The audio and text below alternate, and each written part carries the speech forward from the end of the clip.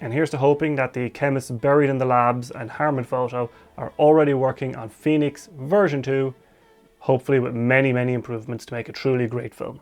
So Phoenix 2 is the second version of Harman Color Phoenix. Who would have thought? Phoenix 2, like its predecessor, is a 200 ISO color film from Harman, the people behind Ilford Films, and this time it is available in 35mm and 120 formats right out of the gate. So let's load up the best 35mm and medium format cameras I have and head out shooting.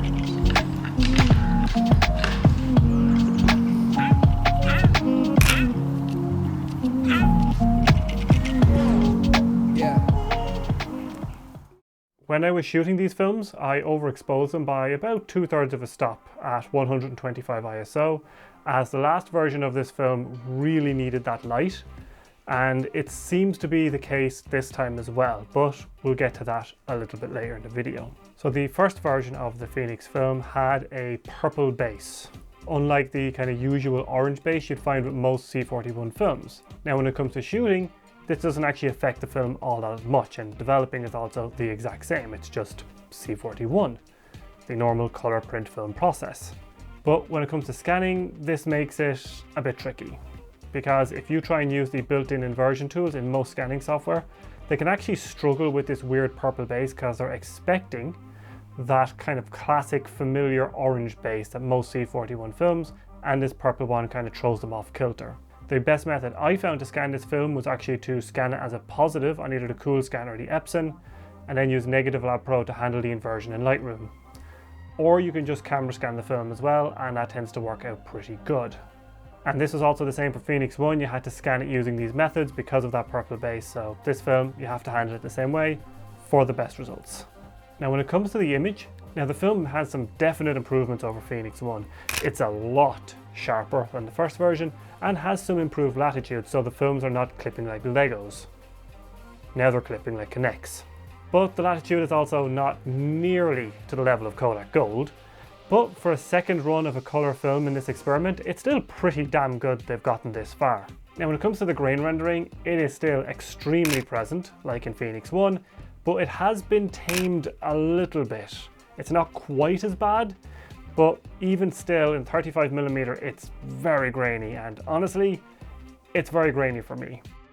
But then again, I like really smooth grain films like Portrait 160 or Vision 350D. Now if you shoot the film in 120 format, which I highly recommend, it's a lot better, and that's because it spreads the image out over a larger film area, thus making the grain a smaller part of the image, and it also helps a lot with the tonal transitions in the image as well. The limited latitude means that the tones get spread over a small area in 35, they can kind of roll off sharply, but in medium format they can roll off much more nicely over time and over a larger area, which gives you a much more pleasant image.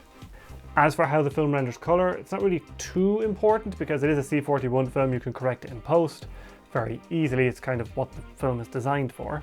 But the scans from Phoenix 2 do have a bit of a blue tint, I've noticed, and a lot of others have posted about as well.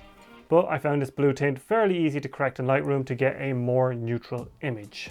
But as I said earlier, this is a C41 film, so color correction like this can be handled fairly easily. Unlike something like slide film, where color correction in camera is a lot more important because you want the slides to look correct on the light table.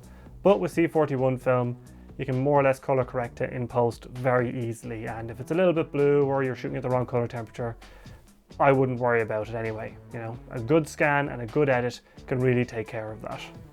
So what do I think of the film? Well, from a pure film and technical standpoint, it's actually not great. You know, like Phoenix 1, it's grainy, you've got limited dynamic range, and has a look that you really need to be into in order to want to shoot the film over and over again. Personally, for me, if I was going to buy a roll of film, I'd probably just end up buying a roll of Kodak Gold or shoot Portra 160 if I'm feeling bougie instead. Or I could reach into my stash and just grab one of my rolls of 50D or 250D instead and shoot that and deal with the hassle of ECN2 later. But those films are not really the point of this. It's the fact that Harman is continuing to develop their color film. And this is an absolute big step in the right direction. I think for the next version of Phoenix, they really need to stand out from the crowd a little bit. Now, if I were in charge of this project, thank God I'm not, by the way, but if I were, I would first try and reduce the grain and get that aspect of the film under control. Then I would increase the film's speed over the competition or lower the speed under the competitions. So, for example, I think a Phoenix 1000 ISO would be awesome to see. And as far as I know, Delta 3200 is actually a 1000 ISO base that is pushed in development. So a 1000 ISO color film is not a complete fantasy. Hint, hint, Harman. But on the other side of the scale, you could push the film ISO right down. You know, I'm a big fan of low grain, slow films. So a 50 ISO version of Phoenix would actually be pretty sweet for those really bright days, and there are very few color films slower than 1000 ISO, so there is an open spot in the market if you can reach into that one, Harman. But no matter what I'm saying and spraying out of my mouth in this video, the real deal here is that Phoenix 2 is still being made and Harman is pushing ahead with this color film project. So if you have the means and the camera obviously to shoot it, don't go buying film that you don't need. Go out and buy yourself a couple of rolls to try it out and support Harman's efforts in this project. And then also, if you really want to, you can support my efforts with this project of a channel and hit that subscribe button down below. Oh God, I feel really dirty about that. Saying those words felt really bad. But I'll have to tell you about how bad they feel next time. So I'll see you in the next video.